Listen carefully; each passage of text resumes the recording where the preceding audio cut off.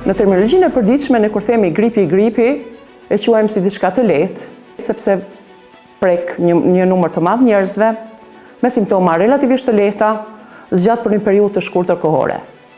Por çka nëse ky grip komplikohet, zgjat më shumë se 2 javë dhe na lën pas edhe probleme të tjera me sistemin e frymëmarrjes.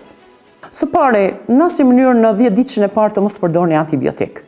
Antibiotikët nuk janë zgjidhja për të trajtuar gripin sezonal apo virozat e tjera. Pra deri nëse shkon 10 deri në 11 ditë, ne nuk duhet të shqetësohemi për këtë gjendje shëndetësore. Por nëse të kaluhet kjo periudhë kohore dhe kryesisht nëse simptomat fillojnë të ndërlikohen, pra kemi një temperaturë më të lartë, që shkon deri në 40, kemi gjithashtu një koll të thatë, të fortë, pengesë në frymëmarrje apo atë që quajmë frymëzënje, atëherë duhet vërtet të fillojmë të shqetësohemi dhe menjëherë të kontaktojmë me punëtorin shëndetësor. Viruset nuk zhduken, viruset vetëm ndryshojnë formën, krijojnë nëntipe dhe mutacione të cilat nganjëherë mund të jenë më të rrezikshme, por nganjëherë mund të jenë edhe më të lehta.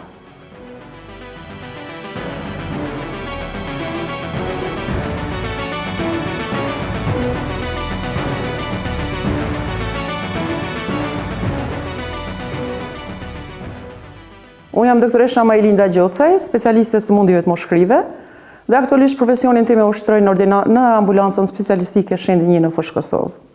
Arsyeja pse jemi sot këtu, do të flasim për një temë që është shumë e përhapur në muajt e fundit, por relativisht edhe në vitet e fundit, gripi sezonal, virozat që qarkullojnë dhe ndikimi i tyre në infeksionet e traktit respirator apo në atë që quhet më thjesht në sistemin e frymëkëmbimit.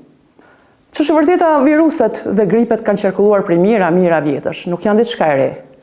Por ne vitet e fundit ju kemi dhënë më tepër rëndësi. Po pse?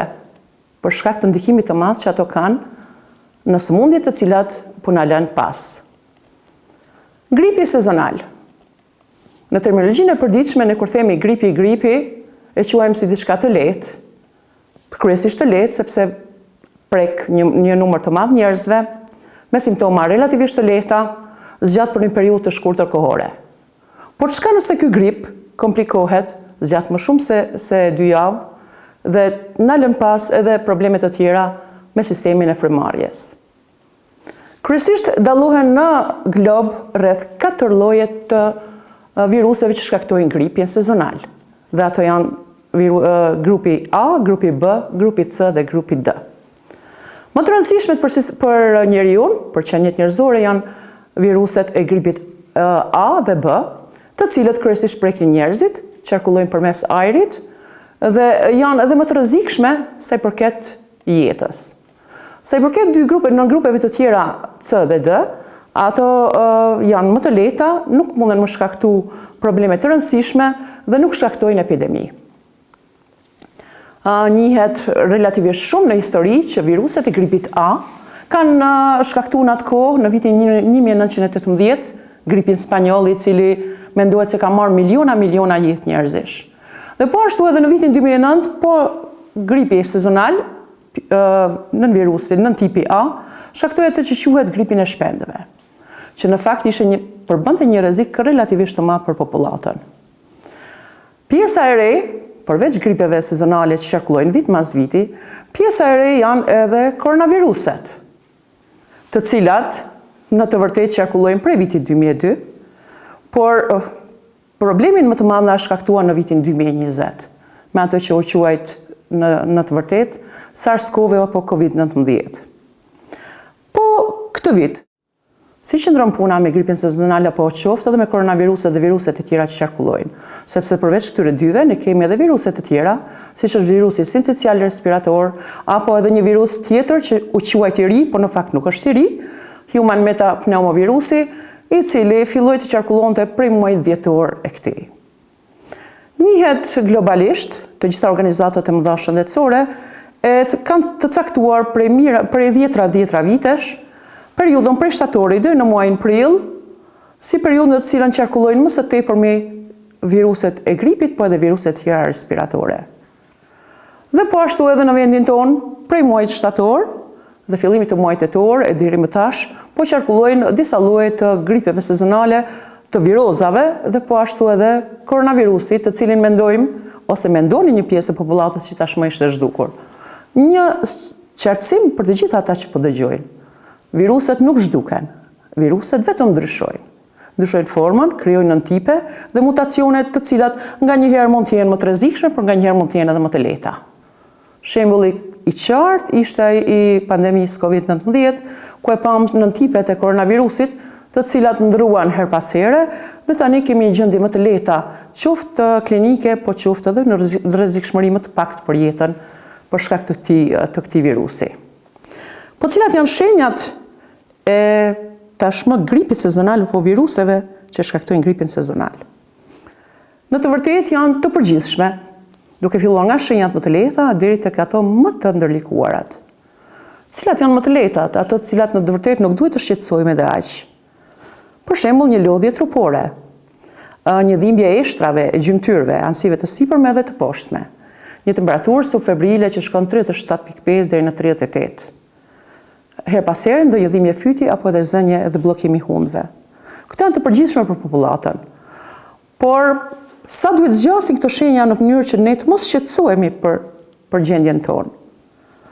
Së pari jo më shumë se sa 7-8 ditë.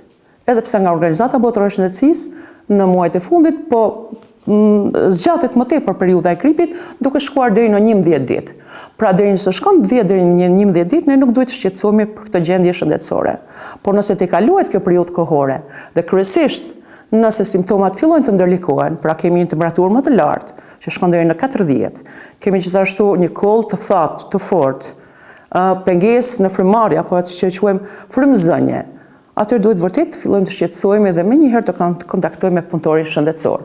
Kjo nuk do të thotë se ato patjetër duhet drejtohen tek mjeku i mushkrive. Pika e parë e kontrollit të tyre duhet të jetë mjeku i familjes, mjeku familjar. Në përgjithësi, vërehet tek pacientët që këto simptoma kalojnë lehtë, duke përdorur vetëm ato që quhen simptomatik. Kur themi simptomatik, kemi të bëjmë me paracetamolin, grupet e ibuprofenit, apo edhe në një shurup të lehtë për koll me natyrë bimore. Ato mund të merren nga popullata dhe kryesisht edhe produktet apo lëngjet e tjera natyrale që kanë të bëjnë kryesisht me çajrat që përdoren. Po, sa i përket viruseve të tjera të cilat po qarkullojnë. Në popullat shpesh kur vijnë pacientët për të kontrolluar, dhe unë me një dyshim nga njëherë them, ti dukesh në sy pas ke koronavirusin, përgjigjet e tyre jo, në asnjë mënyrë, koronavirusi vetëm është largu nga ne. Megjithatë, siç e theksova edhe më sipër, asnjë prej këtyre, as gripi sezonal, pas koronavirusi dhe as viruset e tjera nuk largohen nga globi në cilin ne jetojmë, bashkëjetojnë me ne. Ka pacientë të cilët vënojnë për një periudhë të gjatë kohore, për shembull ne kena pas raste të cilët pacientët kanë qëndruar me nga 1 muaj 2, me temperaturë, me ethe, me ndjenjë të kollit fort, me lodhje të fortë trupore dhe nuk janë drejtuar tek mjeku. Dhe vinë në fund të raskapitur, drejtohen atëherë kur me të vërtetë ne nuk kemi, si është shpreha e popullit, nuk kemi çare pa i trajtuar me antibiotik.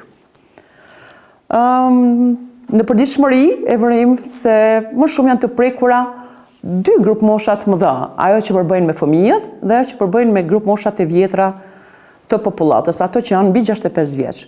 Por kryesisht me gripin sezonal dhe me virozat e tjera, janë të prekura dhe ata që quhen njerëzit të cilët kanë imunitet të komprometuar apo të prekur. Të tillë janë njerëzit që vuajnë, pacientët që vuajnë me diabet, me sëmundjen e sheqerit, pra, ato që vuajnë nga probleme onkologjike, që kanë me tumore apo probleme të tjera malinje, pacientët të cilët mund të kenë probleme kardiovaskulare, dhe këto janë më të prirur që të preken edhe nga gripi sezonal, po ashtu edhe nga virozat e tjera. Po njëkohësisht edhe ta kalojnë më keq apo më rënd si gripin sezonal apo ashtu edhe virozat e tjera. Çka do të ishte e mirë dhe cilat ishte këshilla kryesore? Së pari, në asnjë mënyrë në 10 ditën e parë të mos përdorni antibiotik. Antibiotikët nuk janë zgjidhja për të trajtuar gripin sezonal apo virozat e tjera.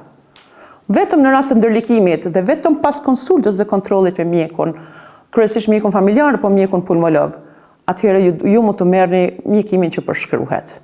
Së dyti, të gjitha grup moshat të cilat janë më të ndikuara të preken, qoftë nga gripi sezonal apo edhe nga virozat e tjera, është rekomanduar që në rreth muajit shtator tetor të vaksinohen, të marrin vaksinën kundër gripit.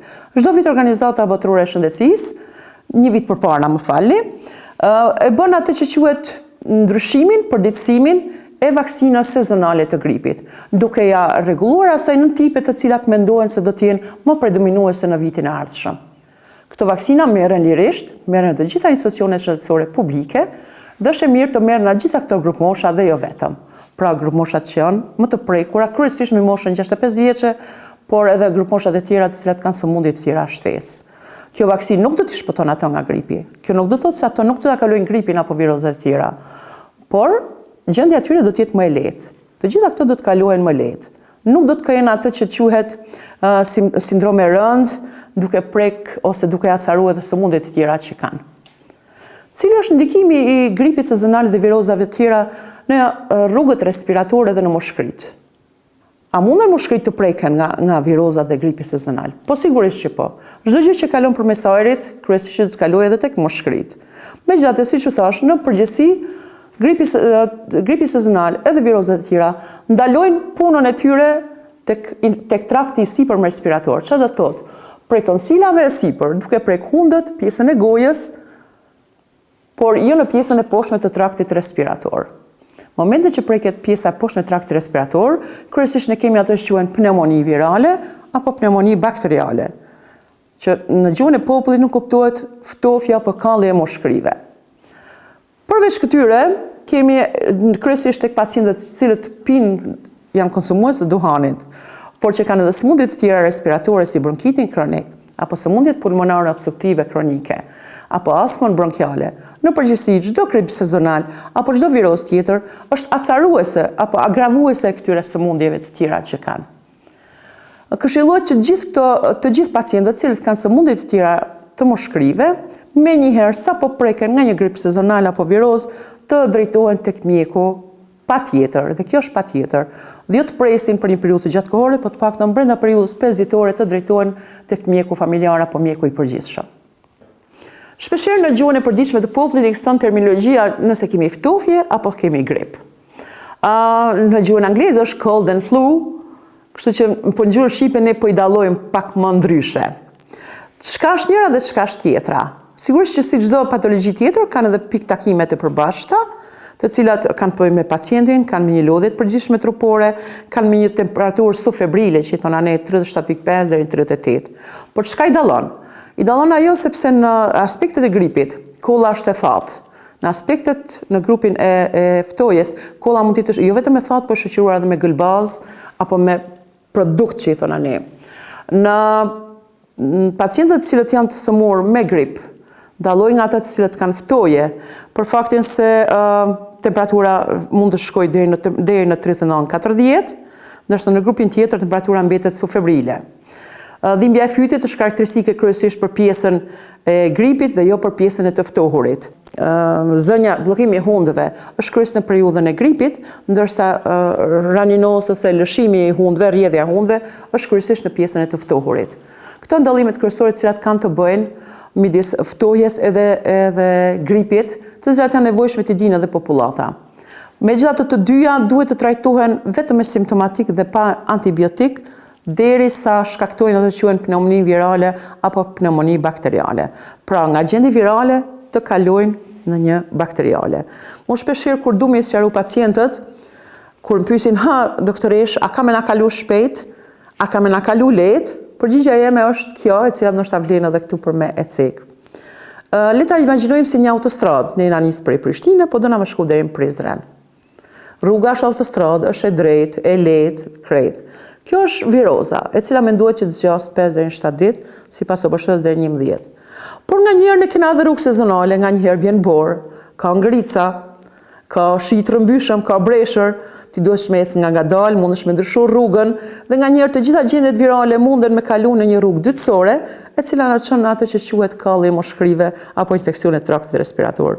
Pra, parashitet që të jetë një rrugë e lehtë, ku ti të ecësh shumë mirë, po nganjëherë na duhet të bëjmë një kthesë të detyrueshme dhe nga gjendje virale kalon në gjendje bakteriale. Disa mesazhe të rëndësishme për popullatën, për jo vetëm për pacientët, por për gjitha familjet. Së pari, ju lutem mos të grumbulloni në familjet mëdha, do të thonë të mos qëndrojnë të bashkuar në ambiente të mbyllura. Kjo do të ndihmonte për hapjen e sa më shpejt të gjendjeve virale edhe të gripit sezonal. Së dyti, nëse shikoni që veç jeni prek, atëherë qëndroni në shtëpi, ju lutem. Konsumoni sa më shumë ujë, lëngje të nxehta, kur thonë të nxehta të vakta, as në temperatura të ftohta, por as në temperatura shumë të nxehta. Le të konsumoni gjëra të ëmbla, të cilat ndihmojnë në daljen e lehtë të gëlbazës mukusit të cilin e keni dhe qetësojnë po ashtu kollën. Është rekomanduar që në ambientin ku rrini të përdorni një enë e cila do të valon her pas here dhe në të vendosni disa filtra të çajit kamomilit apo edhe të çajit të mentes. Ato do të lehtësojnë edhe ajrin, po edhe frymëkëmimin. Dhe së treti, ju lutem të përdorni, ne i quajmë asimptomatik, që kanë të bëjmë me parastamolin, ibuprofenin, të cilët ndalojnë edhe dhimbje trupore, por po ashtu edhe në ndonjë temperaturë të lehtë të cilën e keni. Rekomandohet marrja sa më shumë vitaminave, këto jo vetëm në formën e tabletave, por kryesisht në formën e frutave. Portokallet, limoni janë më së të mërpritura në tryezën e tavolinës kur jeni me gjendje të gripit sezonal. Për duanpirësit, vlen ajo që ju lutem nëse s'mundeni të ndaloni konsumin e duhanit të paktësoni në limitet minimale dhe po ashtu të konsumoni gjëra të ëmbla, të cilat janë të rekomanduar për duanpirin, por edhe në gripin sezonal, me qëllim të pastrimit të mukusit të traktin respirator. Dhe e fundit, ju lutem vaksinohuni. Vaksina kundër gripit sezonal ju mbron nga kalimi në forma të rënda të këtij gripi apo edhe të virozave të tjera.